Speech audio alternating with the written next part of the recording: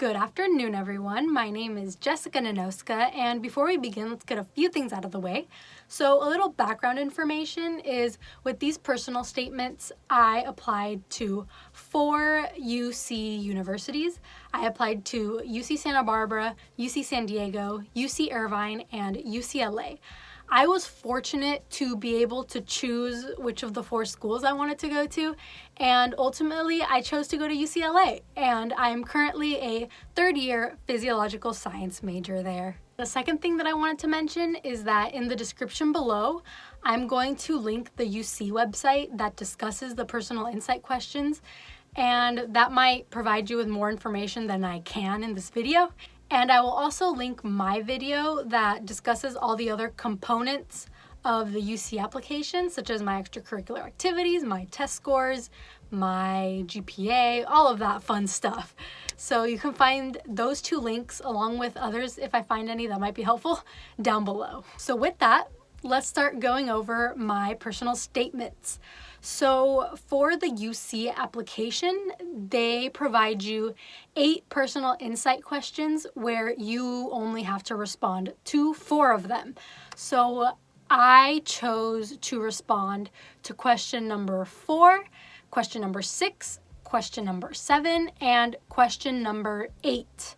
So those are going to be the 4 questions that I'm going to discuss in this video, but in that link to the UC website, it gives you more information on the other 4 questions that I unfortunately did not answer. So how I wanted to structure this video is to kind of give an outline first of kind of how I structured the essay and then read it to you just to provide you guidance, because I feel like just reading my essays, while they might be helpful to see kind of how I worded things and all of that, I feel like it doesn't really give too much guidance, because you and I, me and you, however you say it, have gone through different experiences during our high school years, and you can't necessarily write about what I wrote about due to that. So I kind of wanted to give an outline of each statement before I read it. Question number 4,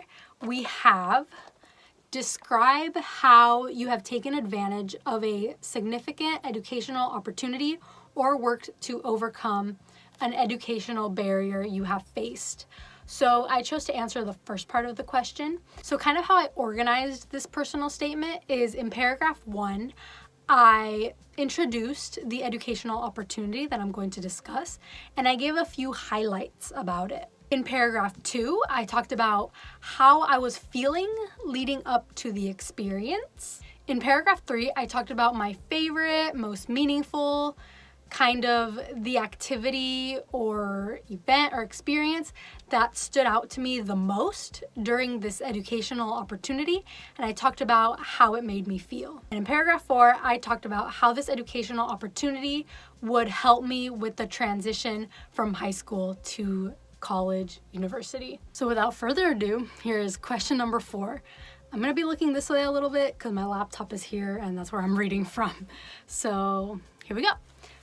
For 9 days during the summer of 2016, I experienced a taste of what living away from home on a college campus would be like in a program called National Youth Leadership Forum Medicine. Learning clinical skills, visiting medical schools, and hearing current and former medical school students talk about how they got to where they were are some of the highlights.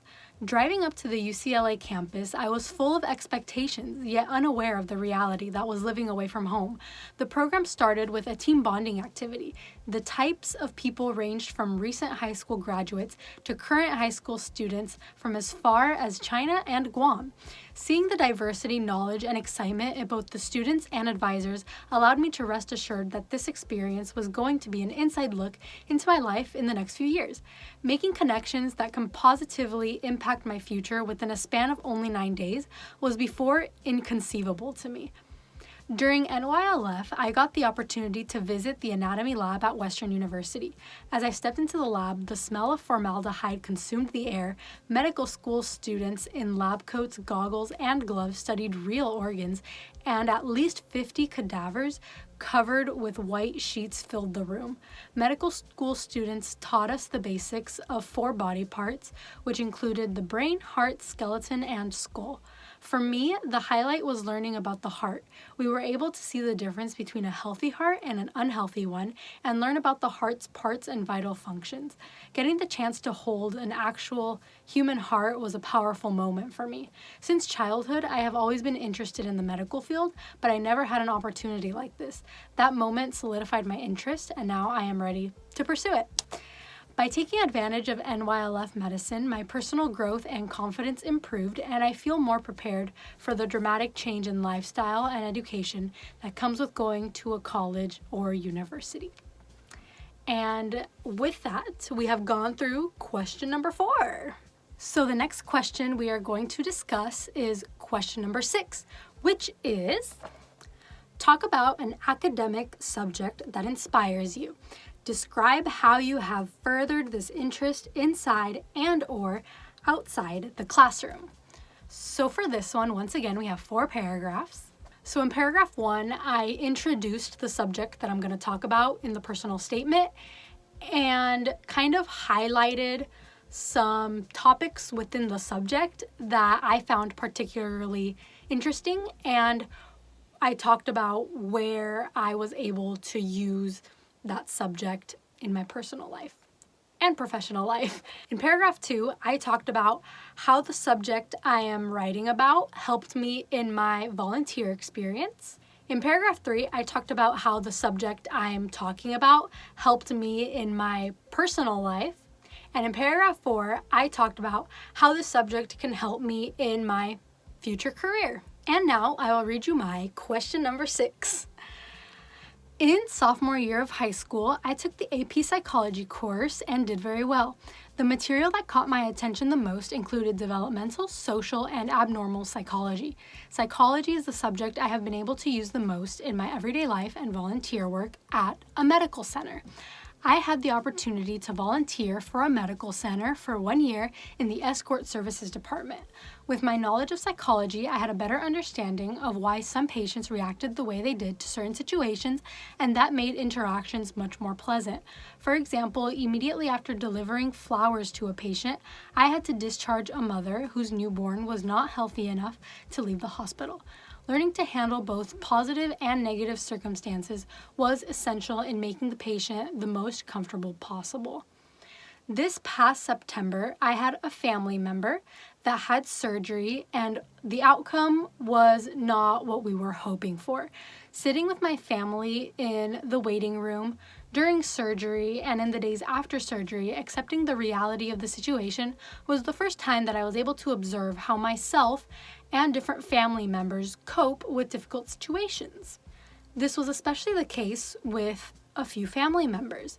One would sit in silence, another would try to make jokes, and another tended to go somewhere to be alone every so often. Frustration would fill the room when personalities clashed, but what I learned about coping methods in psychology helped me understand that everyone is different. Even though on the outside it didn't look like some were feeling pain, I knew that everyone was just coping in a different way.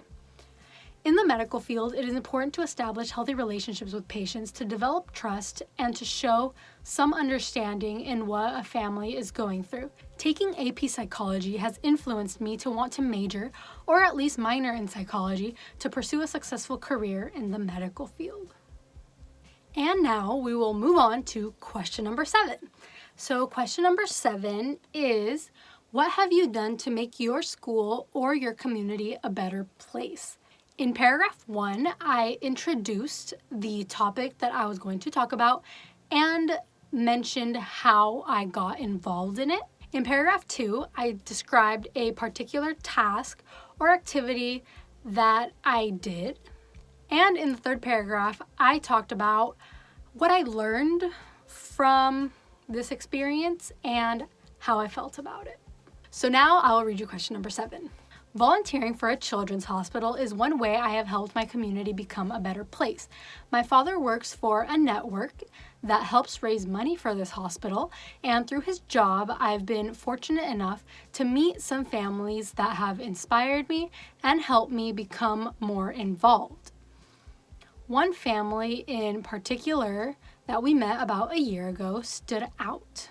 They started a foundation to raise money for the children's hospital, and every year around Christmas time, the hospital gives each patient a toy. Last Christmas, I was invited to participate, and we separated hundreds of toys by what the item was and age of the child it could be for. This was the first time I had a chance to visit and take a tour of the hospital and do something with their foundation. After this day, our families grew closer, and I was able to take part in more activities. From participating in events hosted by the foundation, I learned how important it is for patient families to have support and feel as comfortable as possible during these difficult times. Helping organize toys that will be given to the patients made me feel like I did something that will make their stay at the hospital more pleasant despite the current circumstances.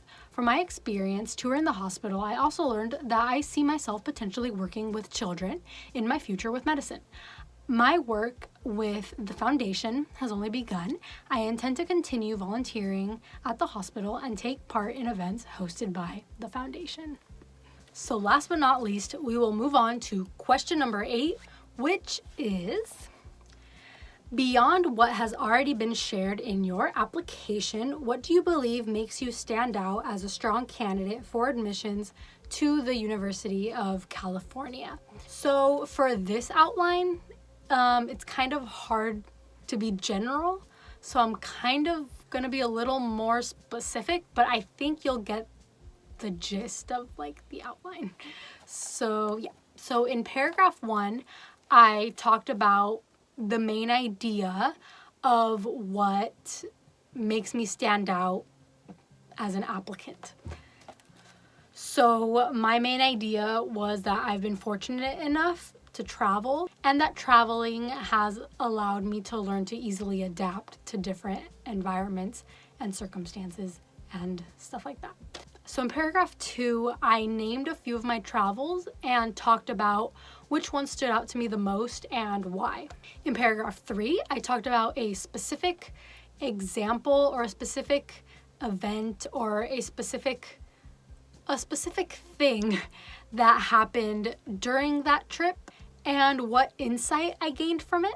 And in paragraph 4, I talked about how I can use my previous travel experience to adapt to life on a college campus. And now I will read you my question number 8. Throughout my childhood, I have been fortunate enough to have the opportunity to travel and be exposed to a variety of different languages, cultures, and lifestyles. My ability to easily adapt to an unfamiliar environment is a trait that sets me apart from other candidates applying to the University of California. The destinations I have been able to go to include France, the Netherlands, Italy, Nicaragua, and Cuba.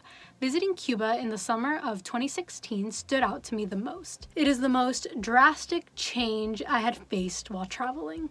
This trip also hit close to home because it is where my mother's side of the family is from. Part of our trip included visiting where my mother and grandmother grew up away from the areas dominated by tourists.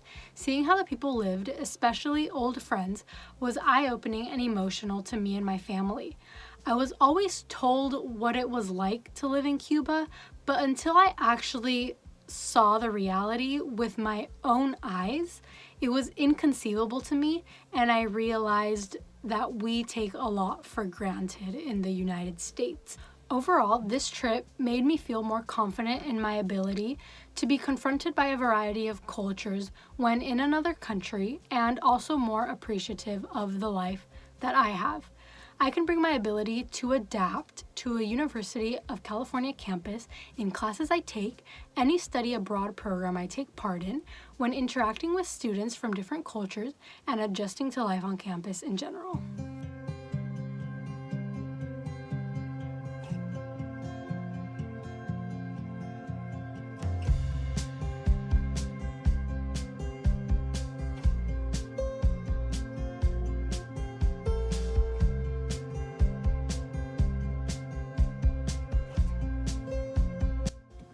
So with that concludes me reading all of my personal statements. So I hope this video helped you, and if you have any questions at all, feel free to leave them in the comments. And if you are interested in the other parts of my application, feel free to check out the video that I mentioned at the beginning that I linked down below. And yeah, I guess that's about it. So thank you so very much for watching. Stay confident in your journey, and I will see you whenever I post next.